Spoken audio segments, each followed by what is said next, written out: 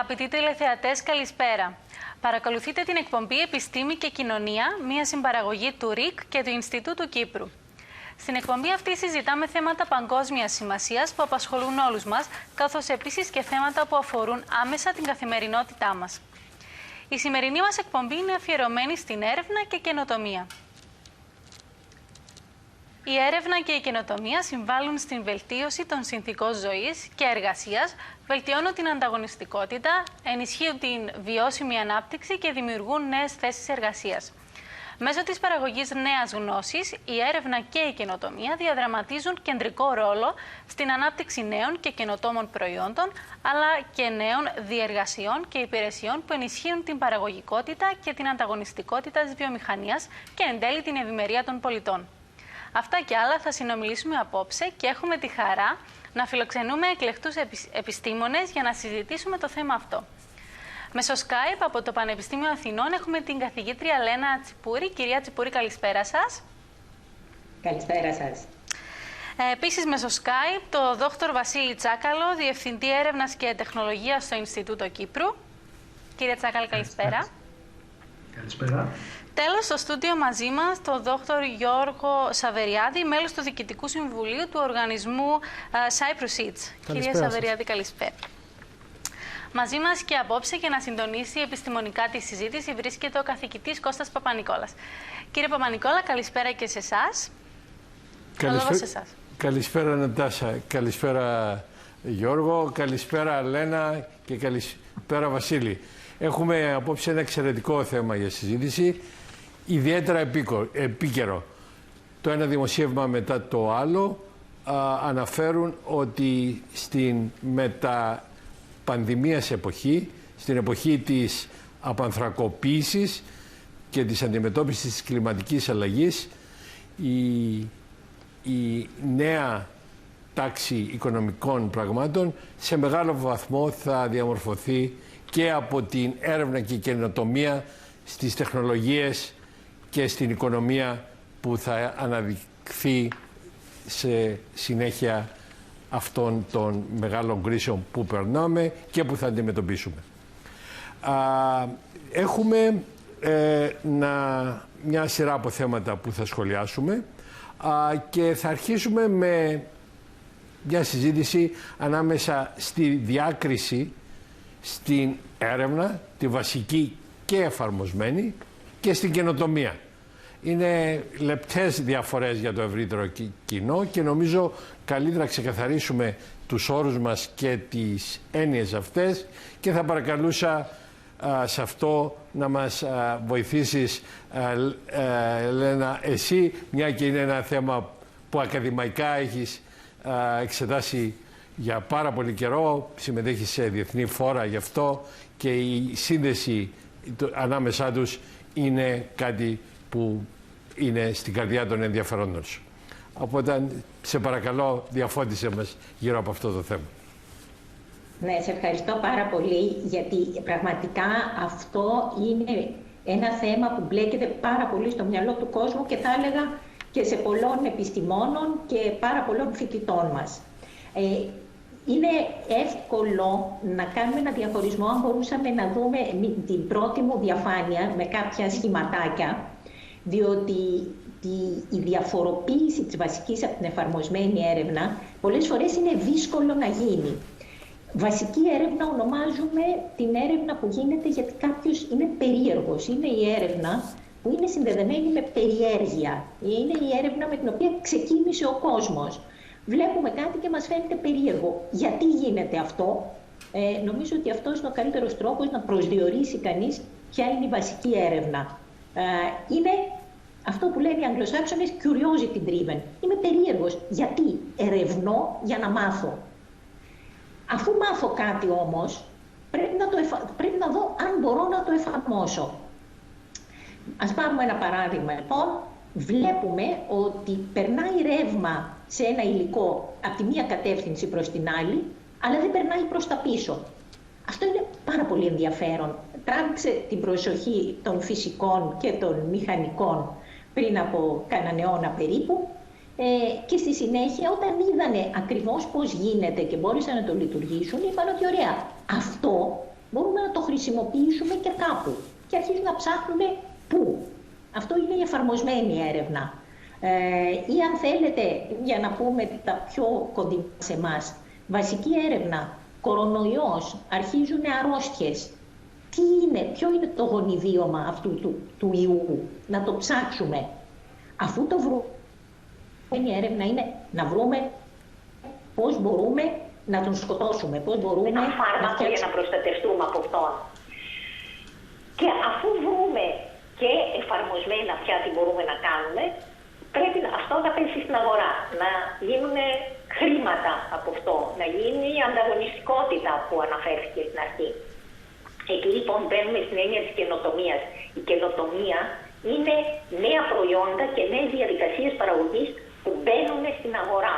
Ενώ δηλαδή η έρευνα μας φτάνει μέχρι ένα σημείο που μπορούμε να φτιάξουμε κάτι, το γεγονός που μπορούμε να το φτιάξουμε δεν σημαίνει ότι κάποιες επιχειρήσεις θα μπορέσουν να κάνουν μαζική παραγωγή και να έχουν κέρδη από αυτό.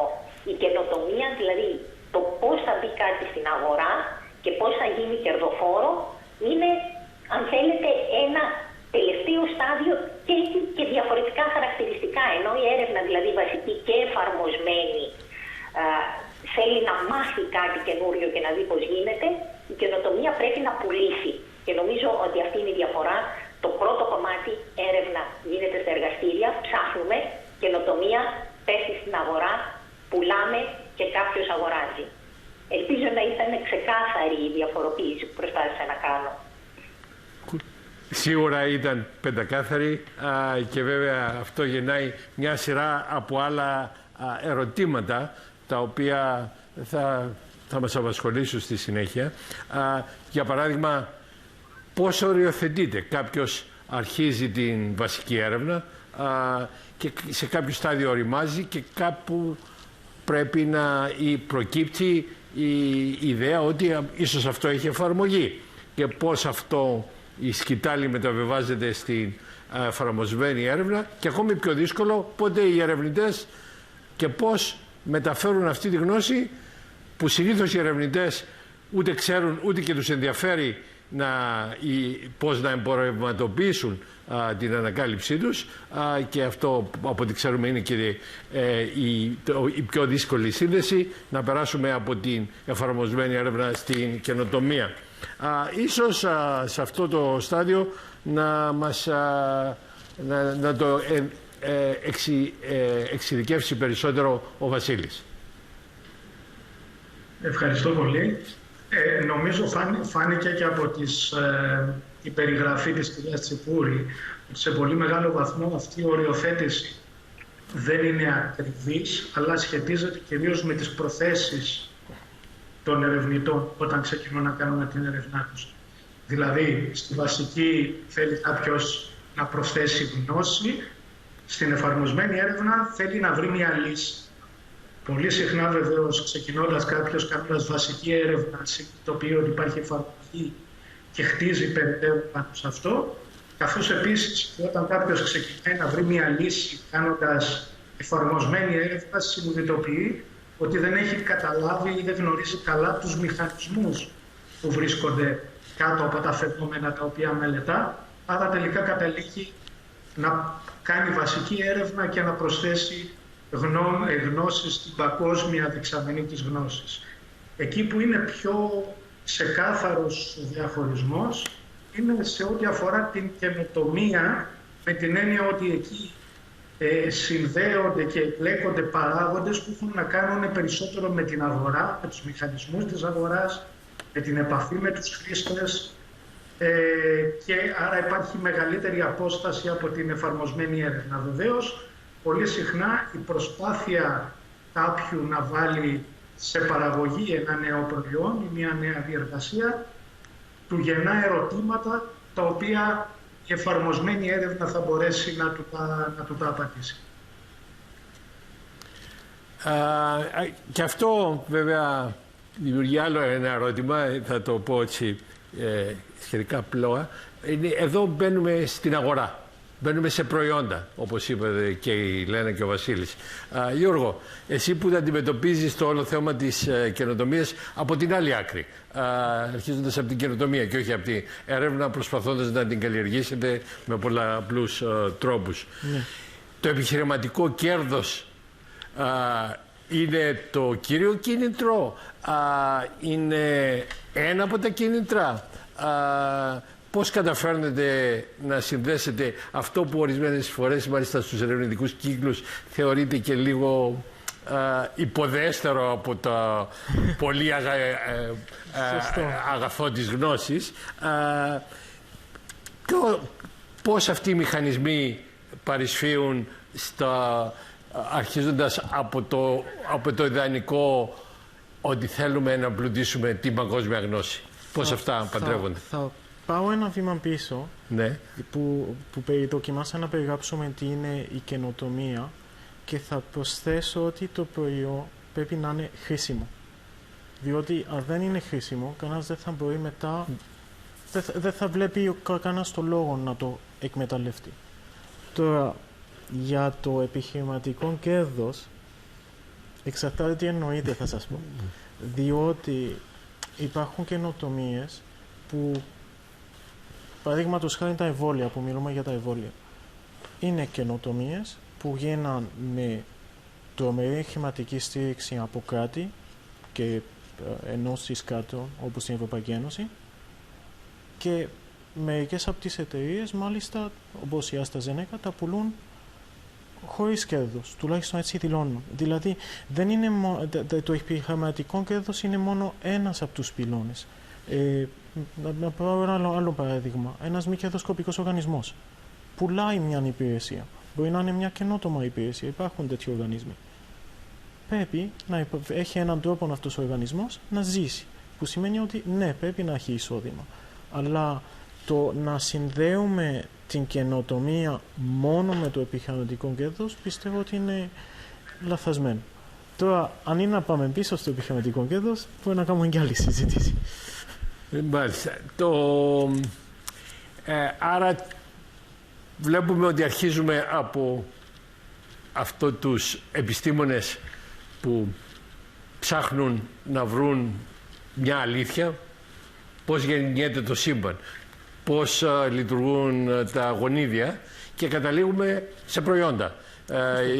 Το πρώτο δεν είναι τυχαίο παράδειγμα. Ένα πολύ καλό παράδειγμα που χρησιμοποιεί κατά κόρο το National Science Foundation της Αμερικής είναι ότι η έρευνα για τη βαρύτητα και μαύρες τρύπες που συζητήσαμε σε προηγούμενο επεισόδιο σήμερα είναι προϊόν που είναι σωματωμένο αυτή η γνώση στα κινητά τηλέφωνα, στο GPS, που κανείς δεν ονειρεύτηκε όταν άρχιζε αυτή η έρευνα για μαύρες τρύπες και βαρύτητα ότι θα οδηγούσε σε προϊόντα. Και βέβαια το πιο πολυσυζητημένο που αναφέρονται είναι η τεχνολογία ιδιαίτερα των καινούριων εμβολίων, των RNA, που ήταν θεμελιακή έρευνα πριν μόλις 15 ή 20 χρόνια. Δεν είδαμε τις διαφάνειες που Λένα συζήτησες. Να θεωρήσω ότι τις χρειαζόμαστε. Νομίζω ότι είναι χρήσιμο να τις δει κανείς για να καταλάβει μια πολύ ουσιαστική διαφοροποίηση που υπάρχει. Να τις δούμε. Έννοια. Ναι, αν μπορούμε μια διαφάνεια, είναι αυτή ακριβώς.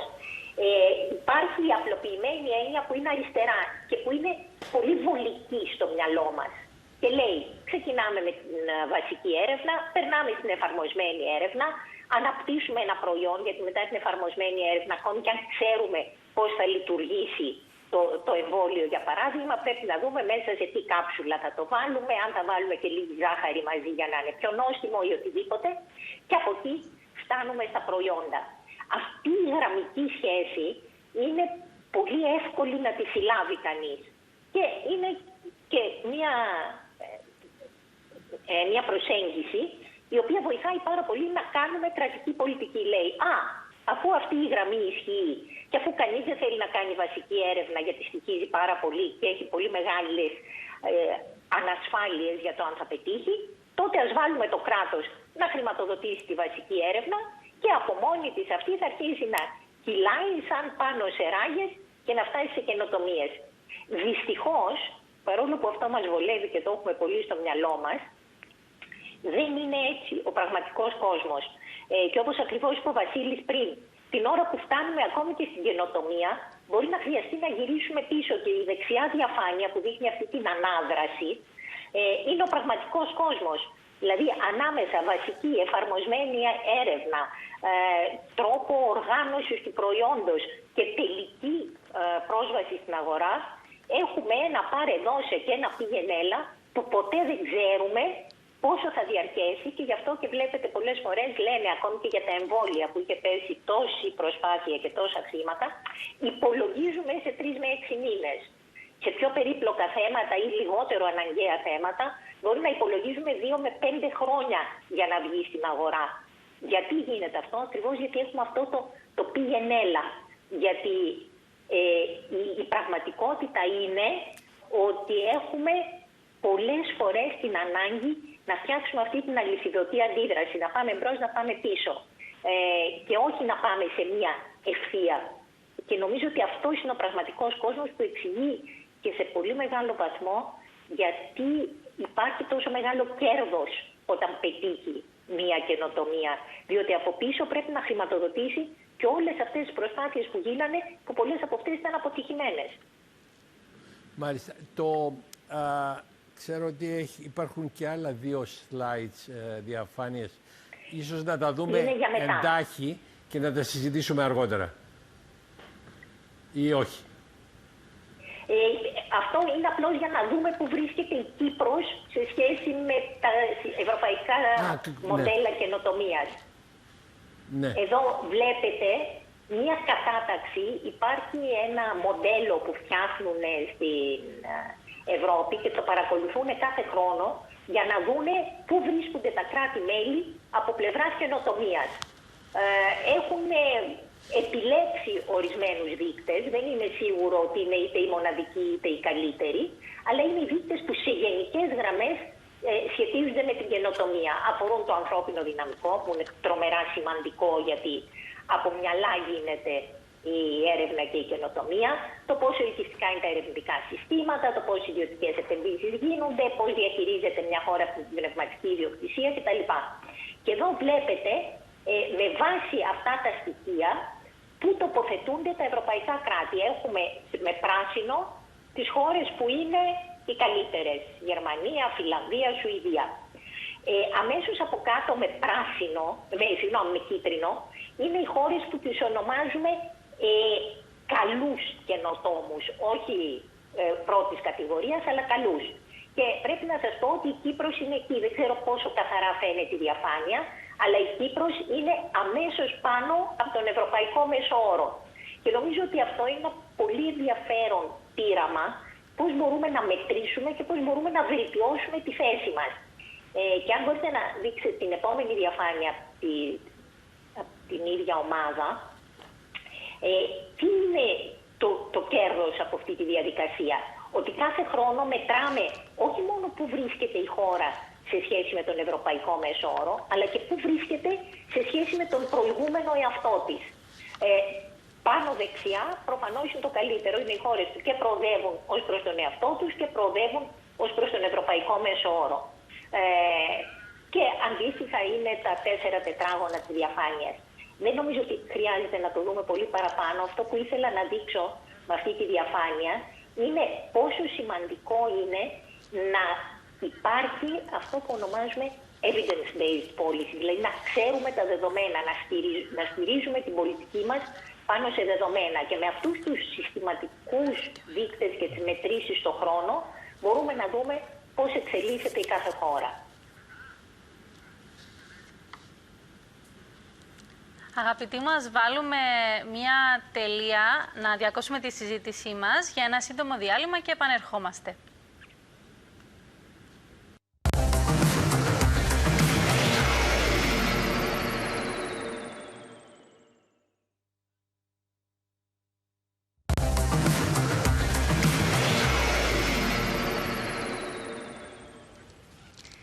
Κυρίες και κύριοι, επιστρέψαμε πίσω στην εκπομπή Επιστήμη και Κοινωνία, όπου συζητάμε με τους εκλεκτούς μας καλεσμένους για την έρευνα και την καινοτομία.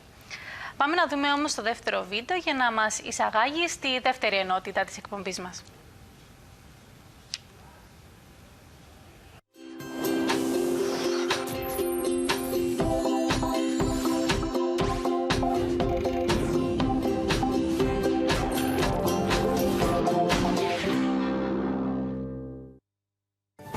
Thomas Edison's electric lamp, Orville and Wilbur Wright and their flying machine, Walt Disney's art of animation camera, Steve Wozniak and the microchip for use with video display, Stephanie Kwolek's protective fabric, even Michael Jackson's method and means for creating anti-gravity illusion. What they and many others share is something called innovation.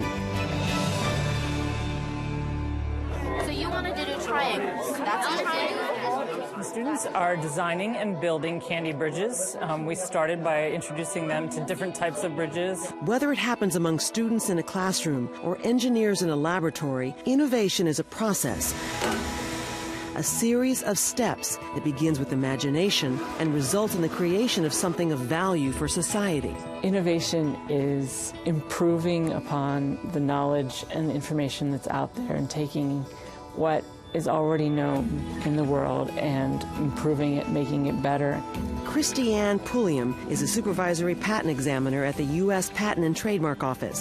Headquartered in Alexandria, Virginia, the USPTO is an agency of the Department of Commerce that employs more than 8,000 patent examiners, many of whom are scientists and engineers. It is the agency in the United States government which oversees patent and trademark functions. A patent gives the inventor the right to exclude others from making, using, selling, or offering for sale their invention without permission for a limited period of time. On average, the USPTO receives about 500,000 patent applications a year. It also registers trademarks, which help designate the source of products or services. The trademarks can be logos, brand names most commonly, but they can also be colors. A trademark can be almost anything: characters, shapes, and even sounds, such as NBC's signature 3-note chime. The innovation process begins with vision, creativity, and the simple desire to address a particular problem or need. You have to see what's out there and see a problem that you want to fix, and then you have to come up with a way to fix it. Figuring out a new technique, a new method, a new combination of existing things can be innovative. Μπορεί μια χώρα λοιπόν να είναι στο μέτωπο της καινοτομίας χωρίς να επενδύσει στην έρευνα? Επένδυση στην εφαρμοσμένη έρευνα, η επένδυση αρκεί αυτή? Παρακαλώ να συζητήσουμε. Ναι. Γιώργο, θα αφηθώ σε σένα αυτή τη φορά. Στην καινοτομία, από ό,τι ξέρουμε, πολλοί άλλοι παράγοντες πέρα από την γνώση που έχει παραχθεί από την θεμελιακή, τη βασική έρευνα, διαδραματίζουν ρόλο. Δεν φτάνει απλώς η γνώση. Το νομικό πλαίσιο που διέπει την δημιουργία καινούριων καινοτόμων επιχειρήσεων, η γραφειοκρατία στην οποία θα υποβληθούν όσοι προσπαθήσουν να κάνουν κάτι τέτοιο, τα συστήματα προστασίας της πνευματικής ιδιοκτησίας, όπως είδαμε και στο βίντεο, είναι καθοριστικά, ευρεσιτεχνία, copyrights και τα συναφή, και τέλος, μια και μιλήσαμε για κέρδος, υπάρχει βέβαια το προγενέστερο, η έβρεση των κεφαλαίων των επιχειρηματιών που θα επενδύσουν σε αυτή τις καινούριες καινοτόμες επιχειρήσεις, που έρχονται με διάφορα ονόματα, είτε άγγελοι, angel financing, είτε venture capitals κλπ, ή απλώς χρηματοδότηση από χρηματοπιστωτικά ιδρύματα. Δομούν ένα οικοσύστημα. Και βέβαια σε αυτό συμμετέχει σε αρκετό βαθμό και το κράτος, αλλά και άλλοι φορείς εκτός του κράτους, όπως και το Ίδρυμα στο οποίο συμμετέχει σε ηγετικό ρόλο, το Cyprus Seeds στην Κύπρο. Άρα ας δούμε αυτό το όλο θέμα και βέβαια και το ρόλο των μη κοινοφελών, των μη κρατικών αλλά κοινοφελών πρωτοβουλειών, όπως το Ίδρυμά σας. Θα Θα κάνω μια μικρή αναδρομή στον χρόνο πριν να μιλήσω για το ίδρυμα μας. Ναι. Διότι μιλούμε για καινοτομία που βγαίνει από τα πανεπιστήμια, που είναι αυτό που κάνουμε. Ναι. Και θα ήθελα να πω ότι όλο αυτό είναι σχετικά καινούργιο πράγμα παντού. Όλοι μιλάμε για την Αμερική. Η Αμερική άρχισε πραγματικά να μπαίνει στο παιχνίδι του technology transfer το 1980, όταν πέρασε μια νομοθεσία. Το Bayh-Dole Act. Έκανε άλλα πράγματα πριν. Αλλά αυτό, πολλοί θα διαφωνήσουν σε αυτό. Αυτή η νομοθεσία έσπρωξε τα πανεπιστήμια να αρχίσουν να στείλουν τα technology transfer office που ξέρουν. Γι' αυτόν το λέω. Ξέρω ότι υπήρχαν πολλά άλλα πράγματα από πριν. Για να είμαστε. Ναι, υπάρχει αυτό το θεμελιακό καταπληκτικό άρθρο το οποίο συνιστώ όλοι να διαβάσουν, το ατέλειωτο μέτωπο, το The Endless Frontier του Vannevar Bush, ο οποίος ήταν από το MIT και ήταν ο πρώτος πρόεδρος του National Science Foundation, και το Endless Frontier ήταν ακριβώς αυτό. Γύρω στο 1948, αν δεν απατώ. Που ξεκινά και τα ξεκινάει όλη αυτή η παράδοση. Γι' αυτό είπα ότι ίσως το 80 είναι ένα σημαντικό βήμα. Νομικά είναι. Διότι επιτρέπει την προστασία της καινοτομίας από τα ιδρύματα που χρηματοδοτούνται από την Αμερικανική κυβέρνηση. Και αυτόν επιτρέπει σε ιδιώτες να αρχίσουν να εκμεταλλεύονται το νομικό αυτό πλαίσιο του ευθαρρύνει. Τώρα όλοι μας ξέρουμε τι κάνουν στην Αμερική. Ξέρουμε και αν πάμε πίσω στη δράση του πανεπιστημιακού κόσμου, πρέπει να δούμε χώρες όπως το Ισραήλ ή το Σιγκαπούρ που επενδύσαν πολύ στην έρευνα, που βρίσκονται τώρα και που βρίσκονταν το 1950. Για να συγκρίνουμε. Τώρα, για τον δικό μας τον οργανισμό, νομίζω ότι θα ήταν καλά να παίξουμε ένα βιντεάκι που είχαμε, που για να σας δώσω ήτανε το pitch που χρησιμοποιήσαμε όταν πήγαμε να δούμε τους δωρητές μας. Ήτανε το πρώτο βίντεο που κάναμε.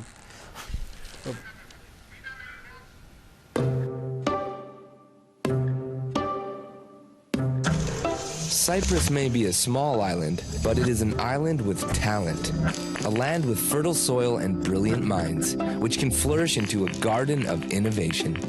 Cyprus Seeds is a non-profit initiative, which aims to support this growth by taking the seeds of promising research projects and nourishing them, helping them to grow out of the labs and into the market. Cyprus Seeds aims to turn scientific innovation into entrepreneurial activity through seed funding, a program that combines grants, entrepreneurship training, one-on-one mentoring, and networking opportunities with possible clients and investors. The Hellenic Initiative, the Leventis Foundation, private corporations and individuals in Cyprus and abroad joined forces to offer Cyprus Seeds, which gives the opportunity to academic research teams to get not only funding, but also business expertise and networking. We will be planting the seeds for the creation of spin-offs in Cyprus and the creation of a tech-based entrepreneurship culture while cultivating and retaining our local talent.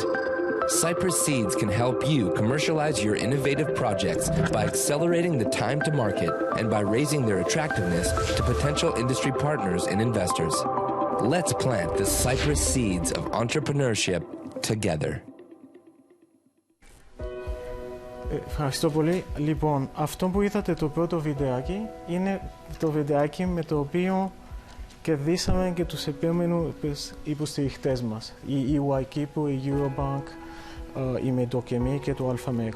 Το Hellenic Initiative είναι μια οργάνωση από την Αμερική, μη κερδοσκοπική, που ο σκοπός της είναι να βοηθήσει την Ελλάδα και την Κύπρο σε διάφορους τομείς, που περιλαμβάνει και την εκπαίδευση, και το ίδρυμα Αναστάσιος Γιώργος Λεβέντης, όλοι στην Κύπρο το γνωρίζουμε.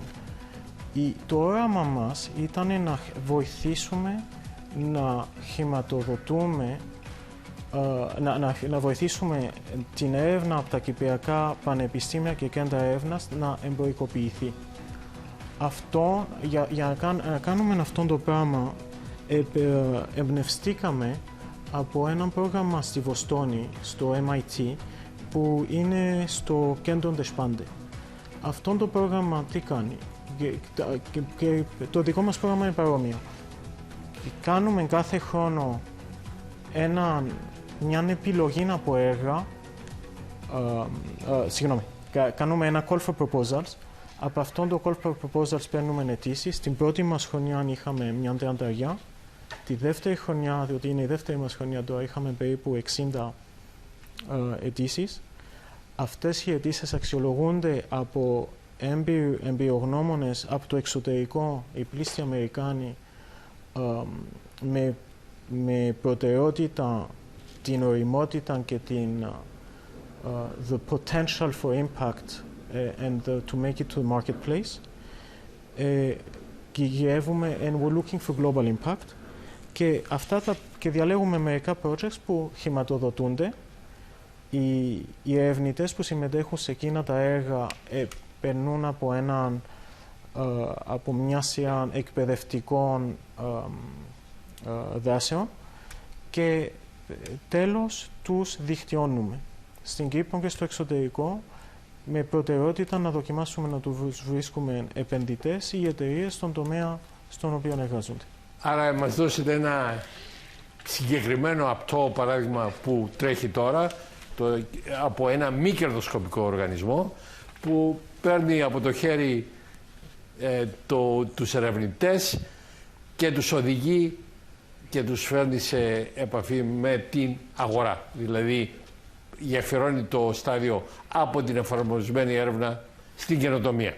Είναι πολύ σημαντικό να δούμε αυτό το συγκεκριμένο παράδειγμα, γιατί πια δεν είναι κάτι αφηρημένο, είναι ένας συγκεκριμένος μη κρατικός οργανισμός σε αυτή την περίπτωση, μη κερδοσκοπικός, που επιτελεί αυτό το έργο και το δικτυώνει όχι μόνο με την αγορά, αλλά και με το παγκόσμιο οικοσύστημα και από τα κέντρα τη Βοστόνη που είναι... Και κάτι πιο σημαντικό ακόμη, η εκπαίδευση, διότι οι ερευνητές που έρχονται στο πρόγραμμα εξοικειώνονται με έννοιες με τις οποίες δεν είναι συνηθισμένοι και δοκιμάζουν να τις εφαρμόσουν. Και το άλλο πράγμα που κάνουμε, διότι στην Κύπρο υπάρχουν μερικά κενά σε αυτό το σημείο, είναι βοηθήσαμε και στην κατοχύρωση. Όλα τα έργα που χρηματοδοτούμε όταν δεν είχαν κατοχυρώσει την ευαισθητεχνία τους, τους βοηθήσαμε να την κατοχυρώσουν. Μάλιστα. Ένα πολύ σημαντικό βήμα. Βασίλη, και εσύ και στον τωρινό σου ρόλο, αλλά και προηγουμένως σαν Διευθυντής του Ιδρύματος Πρώτης Έρευνας ή του Ιδρύματος Έρευνας και Καινοτομίας σήμερα, είχες εμπλακεί σε όλο αυτό την αλυσίδα έρευνας καινοτομίας. Να επαναλάβω μερικά από τα ερωτήματα που είχαμε βάλει. Είδαμε ένα συγκεκριμένο παράδειγμα του Cyprus Seeds, αλλά βέβαια όπως όλα τα κράτη και στην Κύπρο και βέβαια και με την πείρα σου από την Ελλάδα, σίγουρα αυτό επεκτείνεται και στον ευρύτερο ελλαδικό χώρο, το νομικό πλαίσιο, η απαιτούμενη γραφειοκρατία, τα συστήματα προστασίας, η έβρεση κεφαλαίων, πώς θα αντιμετωπίζουν το κράτος σε αυτή την περίπτωση? Ελπίζω να με ακούτε. Πολύ καθαρά. Γιατί έχω χάσει επαφή με ένα από τα δύο μέσα που είμαστε και μάλιστα δεν άκουσα παραελάχιστα του Γιώργου σε ό,τι ήταν το δεύτερο βίντεο. Θεωρώ ότι δεν έχω χάσει. Συνεχίζω. Ο ρόλος του κράτους προφανώς είναι να κλείσει όλα τα κενά τα οποία υπάρχουν στο ιδιωτικό τομέα. Αλλά πρέπει να δημιουργήσει το νομικό πλαίσιο, το ρυθμιστικό πλαίσιο, προωθήσει την επιχειρηματικότητα υψηλής τεχνολογίας και να δημιουργήσει το νομικό πλαίσιο για να γίνεται για παράδειγμα. Υπάρχουν κάποια κενά, δυσκολίες στη στιγμή να δημιουργήσεις spin-off από τη μία. Επίσης, κίνητρα για την ανάπτυξη κεφαλαίων υψηλής, από τα μεγαλύτερα θέματα που δεν υπάρχουν και τα υψηλού ρίσκου, δηλαδή να μπουν στις οποίες νομίζω έχουμε πρόβλημα στον ήχο. Ίσως θα Ίσως το ίδιο ερώτημα να υποβάλω στη Λένα, μέχρι να ελπίζω να έχουμε καλύτερη σύνδεση μαζί σου, Βασίλη. Λένα, το ίδιο ερώτημα ισχύει και ξέρεις, έχεις βαθιά γνώση τόσο του ελλαδικού όσο και του κυπριακού συστήματος, μια και ξέρω ότι έχει συμμετέχει σε πολύ σοβαρές αξιολογήσεις και του κυπριακού συστήματος. Οπότε η απάντησή σου σε αυτό και για Ελλάδα και για Κύπρο ποια είναι? Καταρχήν να πω, μια και το ανέφερες, ότι πράγματι συμμετείχαμε πέρυσι με μια ομάδα άλλων Ευρωπαίων ερευνητών στην αξιολόγηση του έργου του Ιδρύματος Έρευνας και Καινοτομίας και ήταν πολύ θετική η εικόνα που πήραμε. Και ήταν θετική εικόνα που πήραμε γιατί βλέπουμε ότι γίνονται προσπάθειες για πρόοδο. Εάν όμως μπω στα συγκεκριμένα ερωτήματα που κάνεις, νομίζω ότι πρέπει να είναι λίγο πιο ξεκάθαρα ορισμένα πράγματα. Καταρχήν, οι νεοφυείς επιχειρήσεις και η μεταφορά τεχνολογίας από τα πανεπιστήμια στον ιδιωτικό τομέα και στην αγορά δεν είναι η μόνη καινοτομία. Έτσι, καινοτομίες είναι πάρα πολλά πράγματα. Καινοτομία είναι να φτιάξουμε το πρώτο αεροπλάνο, αλλά και καινοτομία είναι να μειώσουμε τις εκπομπές ρήπου σε ένα εργοστάσιο όπου κάποιος βοήθησε με κάποιο τρόπο να γίνεται καλύτερα η καύση. Αυτό τι σημαίνει? Ότι θα πρέπει να δούμε την καινοτομία πολύ ευρύτερα. Και εκεί ο ρόλος του κράτους δεν είναι μόνο να στηρίξει τη μεταφορά τεχνολογίας από τα πανεπιστήμια σε επιχειρήσεις, αλλά να καλύψει αποτελεσματικά όλα τα σημεία τα οποία δεν μπορεί να καλύψει η αγορά. Τι έχει γίνει στην Αμερική, και θα πω λίγα πράγματα. Γιατί μας δίνουν το μέτρο από εκεί.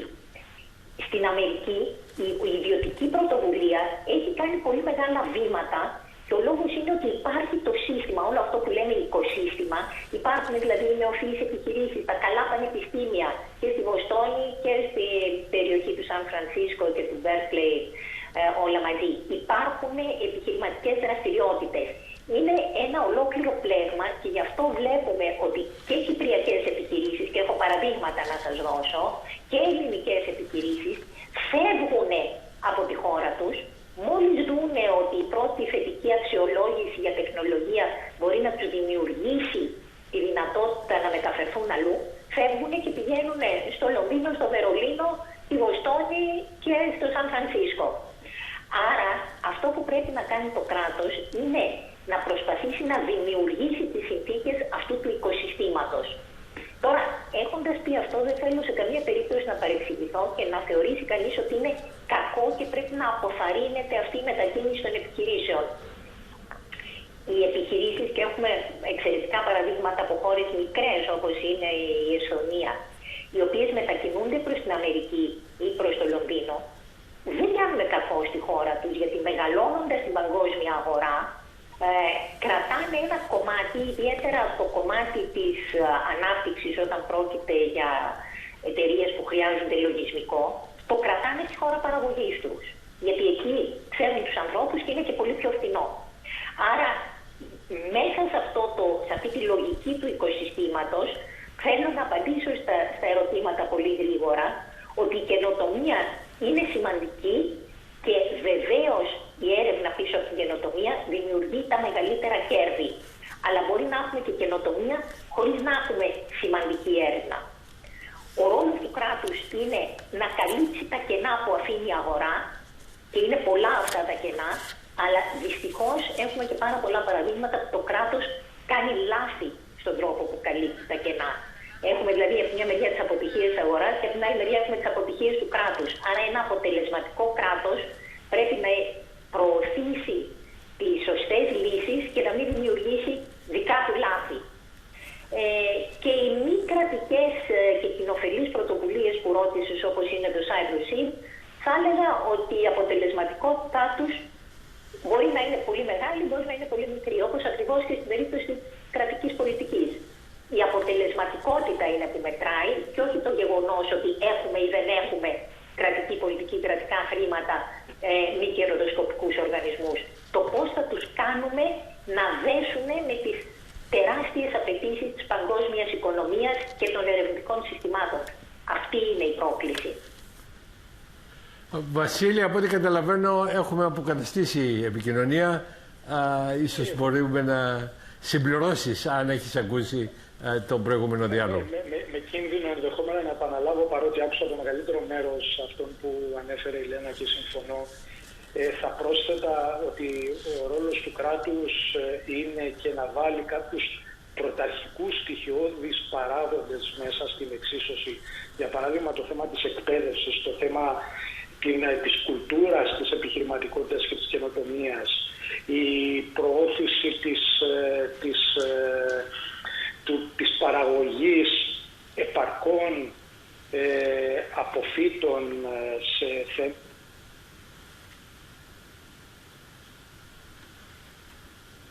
στοιχειώδη πράγματα, τα οποία άμα δεν υπάρχουν, ενδεχόμενα παρεμβάσεις μας που σχετίζονται με κεφάλαια, με συστήματα παραγωγής, διανομής κλπ. Να μην έχουν αποτέλεσμα ή να μην έχουν όσο αποτέλεσμα έχουμε σχεδιάσει. Ναι, απόλυτα. Ναι, Γιώργο, ναι. Για το κράτος ναι. Το κράτος είναι πολύ σημαντικό. Το κράτος είναι πολύ σημαντικό διότι είναι ο χρηματοδότης, είναι και ο νομοθέτης, αλλά έχει ένα πολύ σημαντικό ρόλο στο να διευκολύνει. Αν ο στόχος, ο στρατηγικός του κράτους είναι να ανεπτύξει, στη δική μας περίπτωση, καινοτόμες εταιρείες από τα πανεπιστήμια, από τον ερευνητικό χώρο της χώρας, το κράτος πρέπει να σκέφτεται πώς θα διευκολύνει αυτήν τη σταδιοδρομία από το σημείο της έρευνας της αρχής ως το σημείο της έδεσης της εταιρείας. Και αυτό γίνεται σε αρκετές χώρες. Ναι, είναι καθοριστικό αυτό, ναι, μάλιστα. Και πολλές φορές, παρόλο που είναι τόσο καθοριστικό, δεν παίρνει την προσοχή που πρέπει. Που δεν κοστίζει και πολύ. Ναι. Διότι είναι δύσκολο να είμαστε δίκαιοι. Δεν είναι... Βέβαια, δύσκολο, μια και υπάρχουν πετυχημένα παραδείγματα. Αν κάποιος το έχει κάνει, είναι πιο εύκολο να το μιμηθείς παρά να το ανακαλύψεις. Με αυτή μάλιστα την παρατήρηση, ίσως να δούμε κάποιες παρατηρήσεις. Παρόλο που η Ελλάδα και η Κύπρος, στο διάγραμμα που μας έδειξε η Λένα προηγουμένως, φαίνεται να είναι σε καλό επίπεδο ανάπτυξης σε σχέση με τον ευρωπαϊκό μέσο όρο, που βέβαια δεν είναι ανταγωνιστικός από ό,τι ξέρουμε με την Κίνα ή την Αμερική στους ρυθμούς. Είναι ένας ιδρωμένος τρίτος η Ευρωπαϊκή Ένωση και παρόλο σε εξαγγελίες 20 ετιών εξακολουθεί να μην μπορεί να κρατήσει τους ρυθμούς στην καινοτομία Κίνας και Αμερικής. Μάλιστα, έτσι, να παρατηρήσω, χθες διάβαζα στο New York Times ότι σε μία από τις τεχνολογίες εχμής, τεχνητή νοημοσύνη, σχολιάζεται ότι η Ευρωπαϊκή Ένωση δεν είναι πια συναγωνίσιμη με τις άλλες δύο. Ένα καταπληκτικό συμπέρασμα. Και βλέπουμε ότι η Κύπρος και η Ελλάδα δεν είναι ούτε στην πρώτη κατηγορία καινοτόμων στην ίδια την Ευρώπη. Άρα να μην επαναβόμαστε ότι αφού είμαστε κοντά στο μέσο όρο είναι καλά, γιατί να μην είμαστε στους πιο πάνω. Και βέβαια αυτό έρχεται σε μια παρατήρηση που εδώ και 30 χρόνια γίνεται, ότι σε επιδόσεις, σε θεμελιακή και σε εφαρμοσμένη έρευνα, τόσο η Κύπρος όσο και η Ελλάδα, που έχουν εξαιρετικές επιδόσεις, δεν μεταφράζεται στην καινοτομία.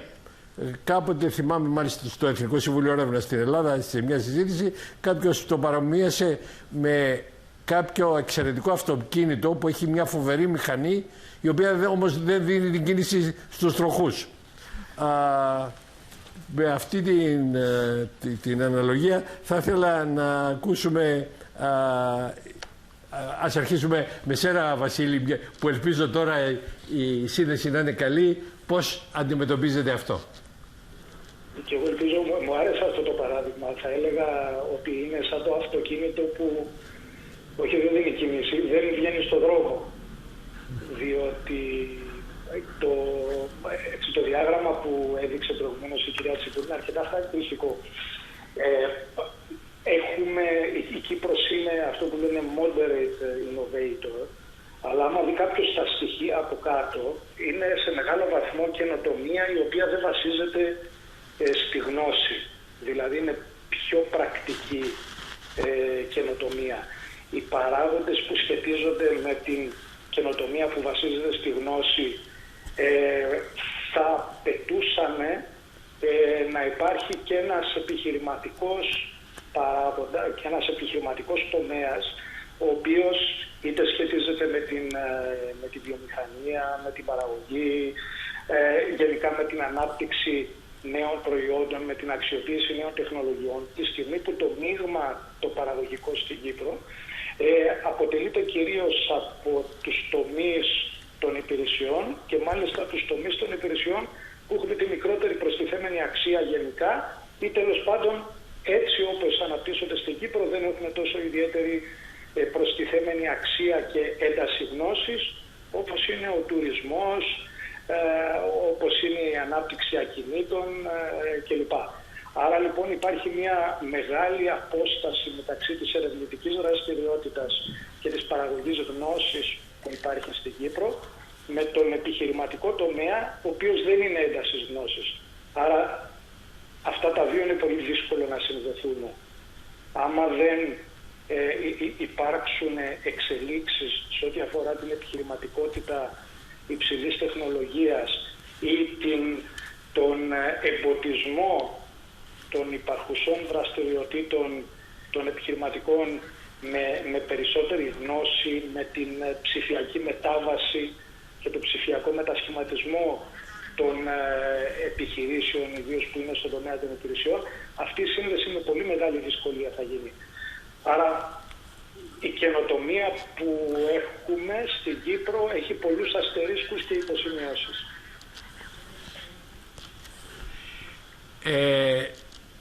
Πολύ καλή παρατηρήση και βέβαια μια παρατήρηση επισήμανση θα έλεγα που γίνεται τακτικά την οποία δεν κάναμε είναι ότι υπάρχει καινοτομία που δεν συνδέεται όπως αυτή που ανέφερες Βασίλη με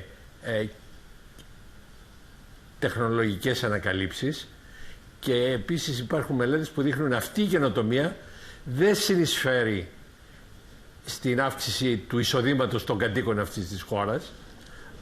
Αντίθετα, οι οικονομίες γνώσης και η καινοτομία γνώσης συνεισφέρει τα μέγιστα. Στην Αμερική, για παράδειγμα, οι πολιτείες που έχουν τέτοιες οικονομίες, η Μασαχουσέτη, η Καλιφόρνια, το Ιλινόι, έχουν έως και 1,5 φορά μεγαλύτερο κατακεφαλήν εισόδημα από πολιτείες που βασίζονται σε πιο παραδοσιακούς τομείς. Και νομίζω αυτό το σημείο που τόνισες είναι εξαιρετικό.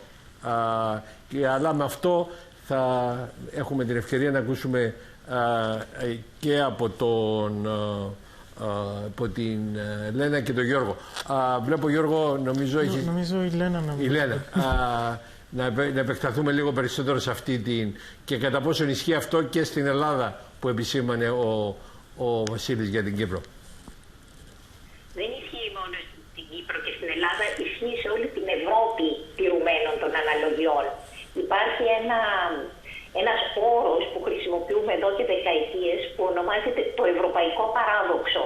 Και το ευρωπαϊκό παράδοξο είναι ακριβώς αυτό, ότι ενώ η Ευρώπη πρωτοστατεί σε βασική έρευνα, έχει αρκετά καλή εφαρμοσμένη έρευνα, όμως έχει χάσει ένα μεγάλο μέρος από την ανταγωνιστικότητα και οι Ηνωμένες Πολιτείες, παλιότερα ήταν η Κορέα, η Ιαπωνία, η Ταϊβάν, τώρα είναι και η Κίνα, βρίσκονται μπροστά από την Ευρώπη σε καινοτομία, ενώ η Ευρώπη βρίσκεται μπροστά σε έρευνα.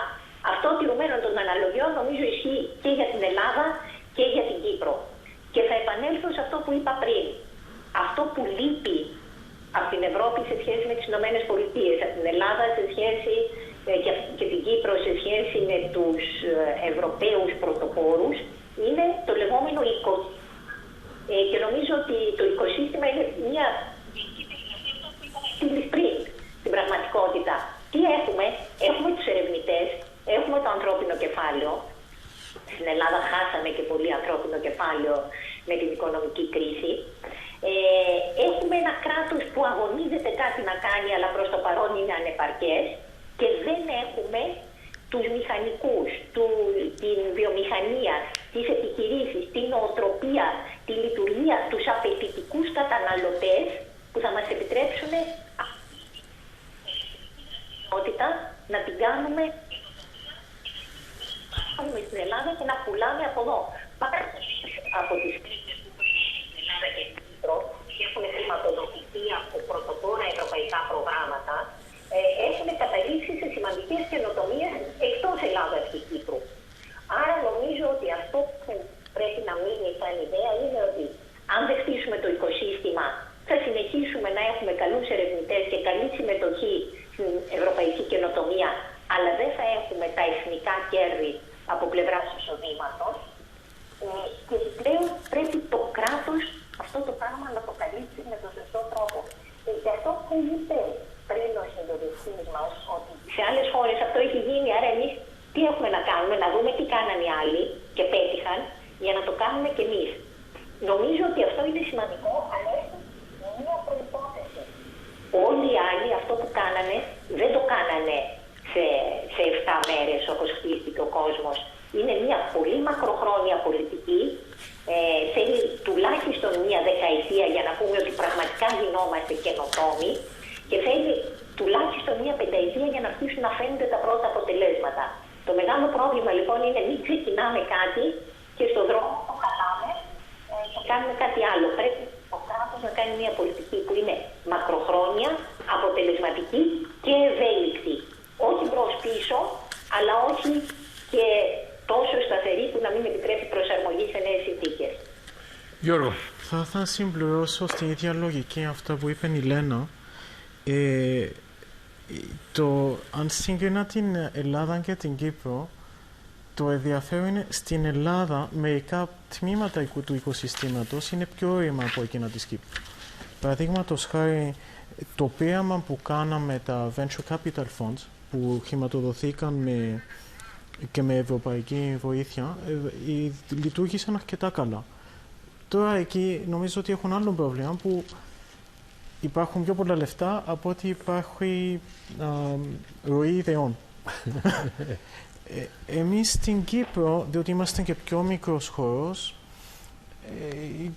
κινούμαστε διαφορετικά. Το καλό στην Κύπρο είναι ότι μπορούν να υπάρχουν πρωτοβουλίες σαν το Cyprus Seeds που μπορούν να συνεργαστούν με τα πανεπιστήμια, να αρχίζουν να χτίζουν θεμέλια από μέσα στα πανεπιστήμια, να ψάχνουν τις πιο καινοτόμες ιδέες και να αρχίζουν να πιάνουν τους ερευνητές και που είναι και καθηγητές και φοιτητές, να τους συνδέουν με τις γνώσεις της επιχειρηματικότητας και να τους συνδέουν με επιχειρήσεις στην Ελλάδα. Όλο και αυτό που μας περιγράψεις προηγουμένως. Και αυτόν πρέπει να γίνει με τους ερευνητές, αλλά πρέπει να γίνει σταδιακά και με τις επιχειρήσεις και με τους επιχειρηματίες μας.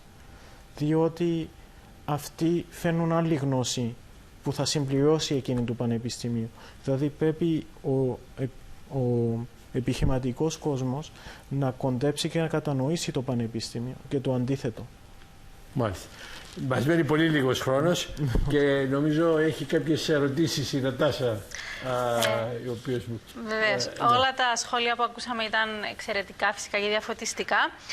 Θα θέλαμε ένα καταληκτικό σχόλιο από τον καθένα σας και μία επιπλέον ερώτηση.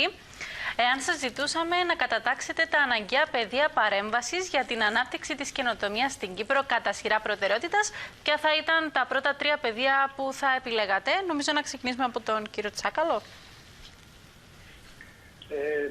Ναι, ένα καταληκτικό σχόλιο θα ήταν το εξής, που είναι και απάντηση στο άλλο με την παρέμβαση. Ότι το γεγονός ότι δεν είναι επαρκώς ανεπτυγμένη η καινοτομία ή ότι η καινοτομία δεν γίνεται επιχειρηματικό κέρδος και δεν βασίζεται στη γνώση τόσο πολύ, αυτός δεν είναι λόγος του να μην υπάρχει υποστήριξη και καλλιέργεια της βασικής και εφαρμοσμένης έρευνας. Σε κάθε περίπτωση η βασική και εφαρμοσμένη έρευνα είναι αυτή που δίνει μεγαλύτερο βάθος, μεγαλύτερη γνώση και μεγαλύτερη προστιθέμενη αξία σε οποιαδήποτε καινοτομία ή επιχειρηματική δραστηριότητα αναπτυχθεί. Άρα λοιπόν η μεγαλύτερη υποστήριξη και άλλωστε υπάρχει και ένα θέμα κρίσιμης μάζας για να μπορούν... Πάλι δεν ακούμε τον κύριο Τσάκα. Τσάκα. Να προσθέσω σε αυτά και άλλη μια εισήγηση που θα έλεγα ότι για μια κατεύθυνση προς τομείς και για την ερευνητική και καινοτομική δραστηριότητα, αλλά ακόμα και για την επιχειρηματική δραστηριότητα προς τομείς οι οποίοι συνάδουν με τους στόχους βιώσιμης ανάπτυξης, καθώς επίσης και με την πράσινη οικονομία και την ανθεκτικότητα της οικονομίας. Αυτό θα ήταν ένα πλαίσιο αρχών, αν θέλετε, για τις παρεμβάσεις οι οποίες πρέπει να αναλυφθούν. Μάλιστα. Κυρία Τσιπούρη, ένα καταληκτικό σχόλιο, γιατί ο χρόνος μας πιέζει και πρέπει να κλείσουμε. Το καταληκτικό σχόλιο νομίζω ότι πιστεύω ότι η Κύπρος είναι σε καλό δρόμο, αλλά είναι απλώς σε καλό δρόμο. Δεν μπορεί κανείς ποτέ να είναι ήσυχος σε αυτό το μοντέλο του παγκόσμιου ανταγωνισμού. Χρειάζεται να τρέχεις πιο γρήγορα από το διπλανό σου για να μπορέσεις να βελτιωθείς. Και θα έλεγα τα τρία σημεία που μου ζητάτε είναι η κρίσιμη μάζα που είπε ο Βασίλης, λόγω του ίντερνετ και της διευκόλυνσης της παγκοσμιοποίησης μπορεί να επιτευχθεί με συνεργασίες εκτός Κύπρου. Χρειάζεται συστηματική πολιτική, είναι το δεύτερο, για να δημιουργηθεί οικοσύστημα. Και τρίτο, αλλά όχι το λιγότερο σημαντικό, είναι έμφαση στον ψηφιακό μετασχηματισμό. Και κάτι πάρα πολύ σύντομο από εσάς. Τρία πράγματα για να κάνουμε. Λοιπόν, νοοτροπία, εκπαίδευση, πάνε μαζί, δομές, ερευνητικές αλλά και επαγγελματικές δομές που θα διευκολύνουν αυτήν τη δουλειά και θα έλεγα η καλύτερη σύνθεση και με τις επιχειρήσεις. Ευχαριστούμε πάρα πολύ την κυρία Τσιπούρη, τους κυρίους Αβεριάδη και Τσάκαλο για την παρουσία τους απόψε και για τον πολύτιμο χρόνο τους. Εμείς ανανεώνουμε το ραντεβού μας σε 2 εβδομάδες την ίδια ώρα και υπενθυμίζουμε ότι μπορείτε να επικοινωνείτε μαζί μας στέλνοντας τις ερωτήσεις και τα σχόλιά σας στην ηλεκτρονική διεύθυνση επιστήμη και κοινωνία @cybc.com.cy και να μας ακολουθήσετε κάνοντας like στην σελίδα της εκπομπής μας στο Facebook Επιστήμη και Κοινωνία. Καλό σας βράδυ!